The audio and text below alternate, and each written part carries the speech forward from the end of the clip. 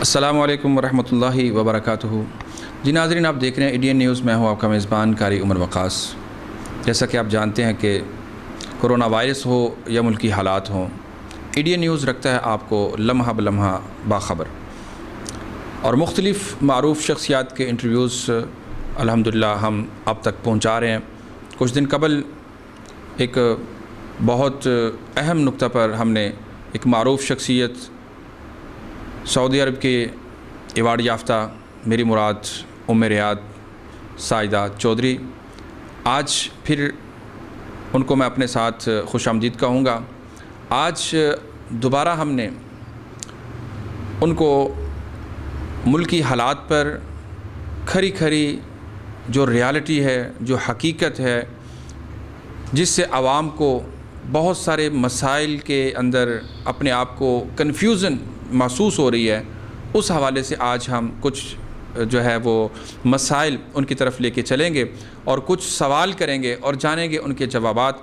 आइए चलते हैं उनकी तरफ। अस्सलाम वालेकुम। वालेकुम अस्सलाम। जी, कैसे मैडम? अल्हम्दुलिल्लाह, बिल्कुल ठीक ठाक। अच्छा, अभी कुछ दिन कबल भी हमने आपके साथ कुछ जो है वो इंटरव्यू किया और बड़ी खरी खरी जो बातें हैं वो की। आज भी उसी हवाले से हम आवाम को जो है वो हकीकत पर मबनी कुछ चीज़ें जो है वो सवाल उठाना चाहेंगे। पहला मेरा सवाल आपसे ये होगा जी कि वज़ीर आज़म इमरान ख़ान ने एक मखसूस तबके को, जिनको कादियानियों के नाम से जाना और पहचाना जाता है, उनको जो है वो अक़लियत का एक दर्जा देने का मंजूरी दे दी है। आप इस हवाले से क्या कहना चाहेंगे?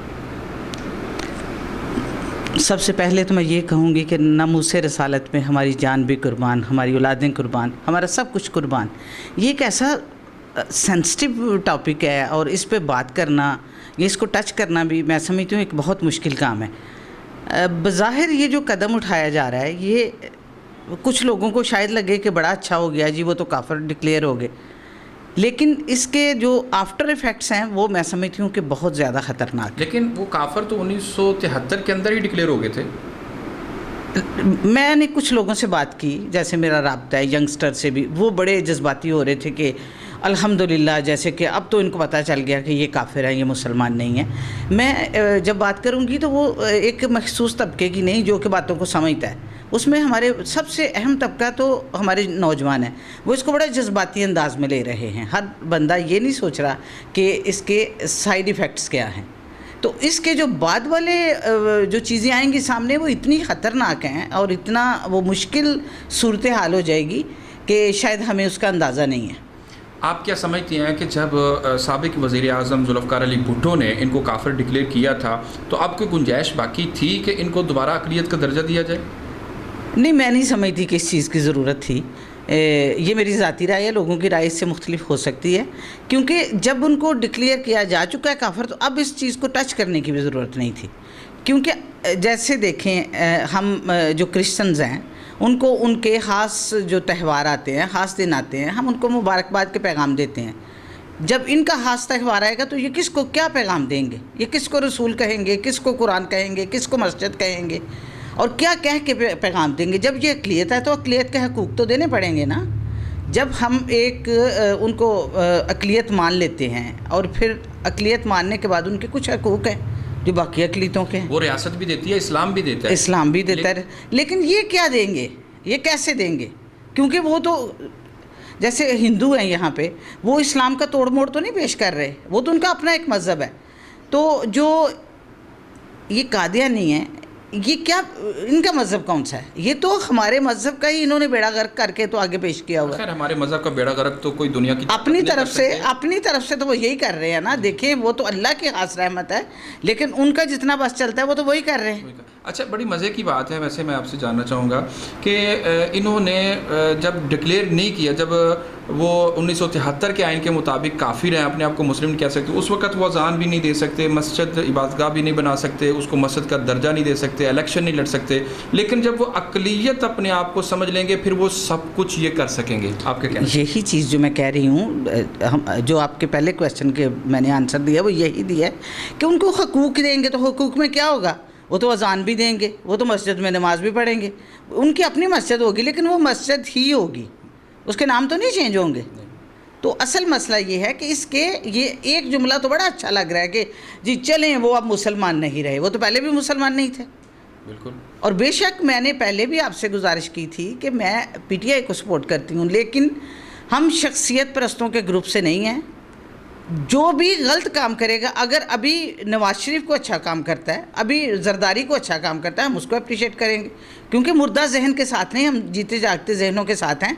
और बेशक मैं इमरान खान को पसंद करती हूँ, उसको एक जानतदार इंसान समझती हूँ कौम के साथ, लेकिन ये मसला जो है ये बहुत सेंसिटिव है और इसमें ना हमारा मुल्क, ना सियासी पार्टी, ना कुछ भी इस जज्बे के आगे नहीं है। ये तो ईमान की बात है। ईमान की बात है और इसमें मैं बड़ी जज्बाती हूँ। इसमें तो काफ लीग ने भी इख्तलाफ कर दिया। अच्छा, आज मैंने खबरें नहीं सुनी सारी। अच्छा, आज मैं डिस्कनेक्ट रही। आपको फिर खबरें चलो नहीं सुनी, लेकिन आज एक और बड़ा काम जो है वो सामने आ गया है कि पाकिस्तान ने वज़ीर आला उस्मान बुज़दार आज प्रेस कॉन्फ्रेंस करते हुए उन्होंने कहा है कि हमने इसराइल को जो है कोरोना के हवाले से तमाम मवाद जो है वो दे दिया है, वो इसके ऊपर सर्च करेंगे और इसका हल जो है ना वो तलाश करेंगे। आप क्या कहना चाहेंगे? इस पे मैं कुछ नहीं कहूँगी, इसलिए कि मैंने कोई न्यूज़ सुनी नहीं। आज मैंने आपको बताया ना कि कोई परेशानी थी ऐसी। हाँ, लेकिन देखिए मैं सिर्फ आपकी बात पे तो यकीन नहीं करूँगी, तहकीक के बगैर किसी बात पे कुछ नहीं मैं कहूँगी। ठीक हो गया, पहले तहकीक करेंगे इस चीज़ की। चलो हाँ। अच्छा, ये बताइएगा कि कल जो है वो 1 मई है। 1 मई एक जो है वो लेबर डे जो है वो मनाया जाता है मज़दूर डे के नाम से, लेकिन क्या आप समझती हैं कि वो एक डे मनाने से मज़दूर का हक़ जो है वो अदा हो जाता है?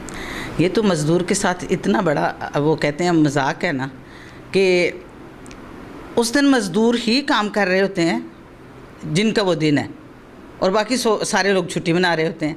मैं कहती हूँ कोरोना की वजह से ये पहला दिन होगा कि जब मज़दूर भी घरों में होंगे और दूसरे लोग भी घरों में होंगे। मज़दूर की छुट्टी उसके घर में होगी, बेशक फाके के साथ ही, लेकिन ये एक लेबर डे क्या है?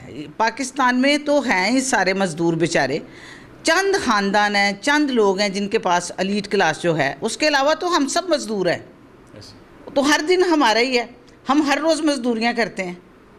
तो ये एक फिर लोगों को मिलता क्या है, मज़दूरों की क्या हालात है? वो जो कहते हैं कि जिस खेत से दहकान को मैसर ना हो रोज़ी, उस खेत के हाथ गोशा गंदम को जला दो। तो ये तो कुछ है ही नहीं जो हम जलाएं, खाली पेट फिर रहे हैं मजदूर बेचारे। आप क्या समझते हैं कि जो पाकिस्तान के अंदर एक मजदूर लेबर की जो उजरत है वो क्या माकूल है?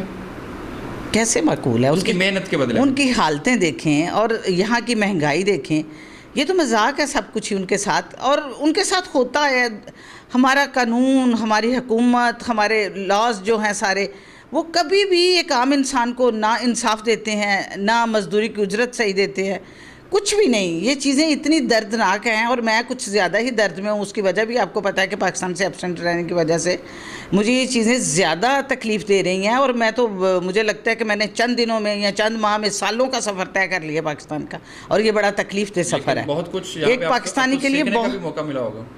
इसको सीख के क्या करना है? अगर हम लोगों की तकलीफ़ों से सीखें तो ये सीखना नहीं है, ये तो दर्द का सफ़र है। मैं इसको सीखना नहीं कहती, मैं कहती हूँ कि मैं अनसीखी रह जाती और मैं ये चीज़ें ना देखती। वो कहते हैं ना कि वो जब उसका दर्द सुना तो अपना गम भूल गए। जी, जी। वही हालात कुछ ऐसे हैं कि आज जिसको भी देखो, जिसके गम के अंदर शेयर होने की कोशिश करो तो बंदा जो है वो अपने आप को भूल जाता है। अच्छा, ये बताइएगा कि जिस तरह इस्लाम ने मज़दूर को बहुत सारे हकूक़ दिए हैं, तो आज जो लेबर डे के ऊपर एक फ़ोटो सेशन भी होगा, सुबह लेक्चर भी होंगे, बहुत कुछ होगा, लेकिन आज जो कोरोना वायरस जैसी वबा या अफवाह जो भी आप इसको कह लें, इसका जो दुरानिया गुजर रहा है, तो इस दौरान जो लेबर के साथ, जो मज़दूर के साथ हो रहा है, आप उसके बारे में क्या कहना चाहिए? फ़ोटो सेशन कहाँ पे नहीं हो रहा? ये नहीं, मैं कहती हूँ जो माशरती बुराइयाँ हैं और जिस तरह जो सूरत हाल है, यहाँ पे तो कोरोना से बड़ी बीमारियाँ पहले से हैं और उसमें ये फ़ोटो सेशन सबसे बड़ी बीमारी है। एक डब्बा राशन का किसी को देते हैं, उसकी सेल्फ़ी बन रही है, फ़ोटो बन रही है, अखबारों पर आ रही है। इज़्ज़त नफ्स को मजरूह करने का सबसे बड़ा काम ये फ़ोटो सेशन है। और ये नेकियां तो नहीं हैं, ये तो इबरतनाक सीन पेश कर रहे हैं एक बेबस चेहरे को। अभी मैंने एक तस्वीर देखी थी फेसबुक पे या अखबार में शायद, कि वो औरत मुंह छुपा रही है ऐसे और वो उसको पैसे पकड़ा रहा है। और पैसे किसके हैं? गवर्नमेंट के। कौन से पल्ले से दे रहे हैं? अभी मैंने हमारी पीटीआई की बहुत बड़ी हैं लीडर, तो उनका मैंने सुना है कि उन्होंने खातून को देते हुए बहुत मजाक किए और उसके मियाँ को हदफ बनाया, निशाना बनाया, वो 12,000 रुपये के लिए, कि सबसे पहले कि तुम कहाँ खर्च करोगी, फिर उसके मियाँ को कुछ अजीब से मजाक किए, वो तो खैर मैं यहाँ पे दोहरा नहीं सकती एक औरत होने की हैसियत से। तो ये चीज़ें जो हैं ये उन माशरे की, उन लोगों की निशानदेही करती हैं जो ज़हनी पसमानदगी का शिकार हैं, जो बहुत ही एक लो लेवल पे जा चुके हैं। उनकी इमदाद करते हुए उनके साथ ठट्ठ और मजाक किया जा रहा है। हाँ, यानी एक औरत को कर रही है, और वो भी एक सियासी लीडर। अच्छा, आप क्या समझते हैं कि उसी सियासी लीडर को आज जो है वो फ़ारिग कर दिया गया है और उसको जो है वो घर बिठा दिया गया है कि आप स्टे होम, स्टे जो है वो अपनी लाइफ को जो है ना वो सेव करें, तो क्या कहना चाहेंगे आप उस हवाले से? ये तो बहुत अच्छा कदम उठाया, इसलिए नहीं कि मुझे उस खातून से कोई मसला है, लेकिन जिस पोस्ट पे वो थी वो उसके लिए सूटेबल नहीं थी। लेकिन वो सिर्फ पीटीआई की नहीं थी, वो जब पीपी में तब भी यही थी, जब अच्छा। वो काबलिंग में थी तब भी वो मतलब कि इसी ओहदे पर थे। यानी परमानेंट उनका ही है? परमानेंट वो मतलब कि आप बेहतर समझते हैं। अच्छा, मैं एक्चुअली सियासत पे इतनी कम बात करना चाहती हूँ, इसलिए नहीं, मेरे तो बैकग्राउंड भी सियासी फैमिली से मेरा ताल्लुक़ है, इन लॉज से भी और मेके से भी, लेकिन मैं कोशिश करती हूँ कि सियासी टॉपिक पे कम से कम बात की जा सके, लेकिन सारे समाजी मसाइल जो है वो सियासत से मुंसलिक हैं, इसलिए बात करनी पड़ती है। बिल्कुल ऐसे। तो मैं समझती हूँ कि अब जो उन खातून को हटाया गया, ये उनके साथ ज़्यादती नहीं, बल्कि जब उनको रखा गया था तो वो पाकिस्तान के साथ ज़्यादती थी। वो उन मामलात को उतना अच्छी तरह हैंडल नहीं कर रही थी। उस पोस्ट के लिए एक बहुत पोलाइट और बहुत ही जीनियस किस्म का कोई पर्सन चाहिए था, एक आम जनरल नॉलेज वाला बंदा नहीं चाहिए था वहाँ पे, या बंदी नहीं चाहिए थी वहाँ पे, एक बहुत ही जो सूझबूझ रखने वाला इंसान, बल्कि जीनियस मैंने कहा है, तो ऐसी कोई शख्स है, हाँ, जो लोगों से बात करने में, उनको समझने में और उनको आपस में इकट्ठा करने में एक रोल प्ले कर सके। ठीक हो गया। अच्छा, अब ये बताइए कि रमज़ान मुबारक के अय्याम जो है वो, जैसे कुरान ने भी कहा कि अय्याम मादूदा, ये चंद गिनती के दिन हैं। कल रमज़ान शुरू हुआ तो आज जो एक अशरा जो है वो मुकम्मल होने को है, और आगे फिर ईद के दिन भी जो है वो करीब हैं। तो आप इस हवाले से ये बताइएगा कि रमज़ान मुबारक के हवाले से हमारे जो मसाइल थे, क्या हम उस अहम नुक्ते को हासिल करने में कामयाब हो पाए या नहीं? अल्लाह करे और यकीनन अल्लाह करेगा कि हम उस नुक्ते को हासिल कर सकें। लेकिन देखें, हर बंदा अपनी ज़ात का ख़ुद ही ज़िम्मेदार है, और मैं समझती हूँ कि मुझे शायद पाकिस्तान का लफ्ज़ बार बार मैं यूज़ करती हूँ कि पाकिस्तान में ऐसा, तो वो मेरी मजबूरी है कि मैं वो हर वक्त वो एक मुआजना करती रहती हूँ। तो देखिए, रमज़ान की रूह को जब हम समझ लेते हैं, उसको पा लेते हैं, तो हम रमज़ान को पा लेंगे। हम रमज़ान की रूह को ही नहीं समझते, जब यानी कोई किसी का एहसास नहीं करता। लोग जो ज़रूरतमंद हैं, जो सफ़ेद पोश हैं, वो सामने नहीं आते, जो मांगने वाले हैं वो सारा दिन दरवाजे नहीं छोड़ते, प्रोफेशनल हैं, और उनकी वजह से जो असल हकदार हैं वो पीछे रह जाते हैं। और हम लोगों में इतना भी वो नहीं है शऊर कि हम खुद ढूंढें उन लोगों को। और वहाँ रमज़ान में हम ये करते थे कि बाकायदा राशन के पैक बना के कोशिश करते थे कि बहुत से घरों में पहुँचाएँ, और उसमें तादाद नहीं होती थी कि गिनते थे हम कि इतने लोगों को, इतने लोगों, मसलसल करते रहते थे। यहाँ भी मैंने देखा है कि बहुत से लोगों ने किया है अपने घरों में, मैंने अपने रिश्तेदारों में, अपने इर्द गिर्द में देखा, लेकिन वो मखसूस लोग ही ले जाते हैं, उनकी काम वालियाँ ले जाती हैं। और एक काम वाली अगर 4 घरों में काम कर रही है तो वो 4 घरों से राशन ले रही है, उसमें फिर वो मुस्तैक रह गए जो सामने नहीं आएंगे। यानी मैंने खुद एक काम वाली की बात सुनी है कि वो कह रही है कि हम तो इकट्ठा कर लेते हैं 6-6, 7-7 माह का ये राशन।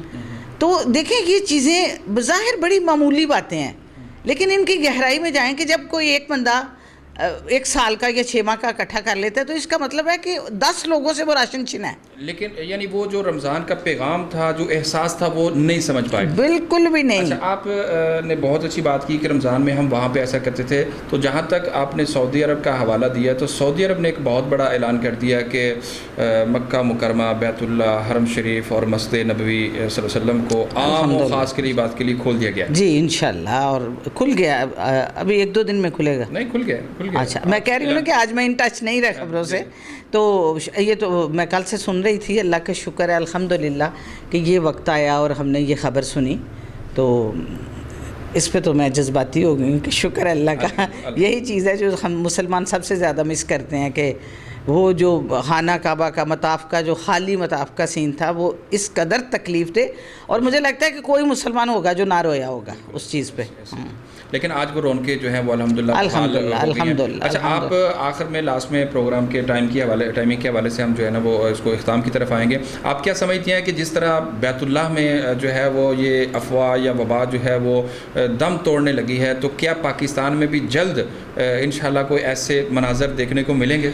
इंशाल्लाह। देखें, यहाँ पे तो मसाजिद में और ख़ास जगहों पे ये सब चल रहा था, और वो भी हुकूमत की राय मुख्तलिफ थी और उलमा इकराम की राय मुख्तलिफ थी।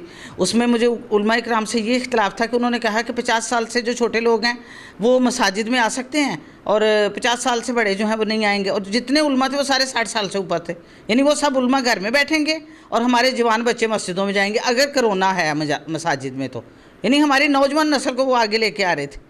ये भी एक ज़्यादती है। अगर चीज़ उस तरह थी जैसा कि कहा जा रहा है कि भाई कोरोना है और प्रिकॉशंस प्रॉपर नहीं है, तो फिर इस सूरत में क्यों हमारे बच्चे ही हैं? देखें, 40-45 साल के तो बिल्कुल यंग लोग होते हैं ना, कि वो सारे मसाजिद में जाएं, उनको हम उसके कोरोना के मुंह के आगे दे दें, और ख़ुद वो सारे उलमा कराम 60 साल से ऊपर वाले घरों में बैठे रहे। क्योंकि ये चीज़ें जो हैं बहुत तजाद है कौल फेल में। और इंशाल्लाह यहाँ पे रौनकें तो मुझे तो कोई कमी पेशी नज़र नहीं आ रही है। अल्हम्दुलिल्लाह रौनक ही है। मैं तो इर्द गिर्द ढोल वाला भी आ रहा होता है, यानी सब कुछ उसी तरह चल रहा है, बच्चे भाग दौड़ भी रहे हैं। लेकिन काफ़ी हद तक लगता है कि कोरोना ख़त्म हो गया। कल वज़ीर आला पंजाब सियालकोट तशरीफ़ लाए, उनके चेहरे पे ना तो मास्क देखने को मिला, ना कोई सोशल डिस्टेंस मिला। मेरे ख्याल में कोई मैसेज दे गए हैं कि कोरोना जो है वो ख़त्म हो गया। ये चीज़ मैंने सुनी है, बहुत ज़्यादा मास्क नहीं था उनके चेहरे पर, और बल्कि जो भी उधर, और बच्चों को भी उन्होंने प्यार भी किया, और अपनी वो जो थी फिरदौस आशिक अवान और बुज़दार साहब उन्होंने, लेकिन कोई भी वो डिस्टेंस नहीं रखा। देखें, जब ये तो मिसाल है ना हम लोगों के लिए, ये वाले जो लोग हैं, तो जब ये इस तरह करेंगे तो लोगों ने क्या सीखना है? लेकिन मेरे ख्याल में कोरोना सियाना है कि वो कहता है कि इन लोगों की तरफ नहीं जाना, मसाजिद में जाना ये भी हो सकता है, आपकी बात मैं समझ रही हूँ। अच्छा, आप लास्ट पे जो है आज ताज़ा तरीन हालात के मुताबिक आवाम को क्या मैसेज देना चाहेंगे? देखिए, सियासत चलती रहती है, दुनियादारी चलती रहती है, बीमारियाँ आएंगी जाएंगी, लेकिन मैं जहाँ से आपने बात शुरू की थी, मैं उसी बात की तरफ दोबारा आऊँगी कि ये जो लम्हे हैं कि अगर नमूसे रसालत पे कोई बात आती है तो ये चीज़ हम बिल्कुल बर्दाश्त नहीं करेंगे। ना कोई हमारी पार्टी होगी, ना मुल्क होगा, ना इलाका होगा। इस मामले में हम बहुत जज्बाती मुसलमान हैं और हमें होना चाहिए, ये भी हमारे ईमान का एक हिस्सा है। और मैं चाहूँगी कि आप सब इस चीज़ को बहुत अच्छे तरीके से समझ के, समझदारी के साथ जो आपकी राय है हुकूमत तक पहुँचाएँ। मेरा भी फ़र्ज़ है और आपका भी फ़र्ज़ है। ठीक है जी। नाज़रीन, जैसा कि आपने उम्मे रियाद साइदा चौधरी की जो है वो खरी खरी और जो है हकीकत पर मबनी बातें जो हैं वो सुनी हैं, यकीनन आपके दिल को छुई होंगी। और सबसे बढ़कर उन्होंने जो बात की है कि जब नमूसे रिसालत की बात आएगी तो ना हम पाकिस्तानी हैं, ना हम सिंधी हैं, ना हम बलोची हैं, बल्कि हम सिर्फ़ और सिर्फ मुसलमान हैं। और हमारे ईमान का तकाज़ा है कि हम ना बरादरी, ना कौम, ना कबीला, कोई ज़ात पात कुछ नहीं देखेंगे। अगर हमारे सामने कोई टारगेट होगा तो वो ला इलाहा इल्लल्लाह मुहम्मदुर रसूलुल्लाह होगा, आप सल्लम की ज़ात होगी, आपकी सिफ़ात होगी। और क्यों ना हो, क्योंकि वो ज़ात जिसको अल्लाह ने कुरान में कहा वरफ़ाना लका ज़िक्रक, जिसकी शान को उसने बुलंद किया, कोई कायनात का इंसान उसके अंदर, हम उसको शरीक बनाना पसंद नहीं करते। चूँकि हमारा ईमान है कि अगर आज कोई और नबी भी होता जिसको अल्लाह ने नबी बनाया होता, लेकिन वो हमारे नबी मोहम्मद सल्लल्लाहु अलैहि वसल्लम का मुकाबले में वो भी उम्मती होता, वो भी नबी नहीं हो सकता। तो कजा आज का कोई काना दज्जाल कज़्ज़ाब उठ के नबूवत का दावा करे और हम बहसीयत मुसलमान उसको तस्लीम कर लें, या हम उसकी हिफाजत करें, या हम उसको सपोर्ट करें, ये हमारे ईमान को गवारा नहीं है। दूसरी उन्होंने जो बातें की हैं सियासत के हवाले से और दीगर बातें, जो उनका एक मजमूई पैगाम था कि हमें मिलजुल के गुजारा करना चाहिए, हालात का तकाज़ा यही है। कि पाकिस्तान के लिए हमें जो है वो पाकिस्तान की बका के लिए और तकमील के लिए एक दूसरे के साथ अखुवत वाला, एहसास वाला रिश्ता जो है वो कायम करना चाहिए। लालच और हिरस और तमा के अंदर आके किसी के हकूक़ को पमाल नहीं करना चाहिए। और लेबर डे के हवाले से ख़ास तौर पर उन्होंने कहा कि सिर्फ फ़ोटो सेशन के हद तक नहीं रहना चाहिए, इन लेबर को, इन मज़दूरों को उनके हकूक़ देने चाहिए, चूँकि इस्लाम भी यही कहता है कि उस मज़दूर की मज़दूरी पसीना खुश्क होने से पहले उसको अदा करनी चाहिए। इंशाल्लाह नए प्रोग्राम के साथ और नए अंदाज़ के साथ आपसे जल्द करेंगे मुलाकात। मेरे कैमरामैन उस्मान अली के साथ मुझे दीजिए इजाज़त। देखते रहिए इंडियन न्यूज़। मज़ीद ख़बरों, तबसरों और तज्ज़ियों के लिए हमारी वेबसाइट www.indianpk.tv विज़िट कीजिए। अल्लाह हाफ़िज़।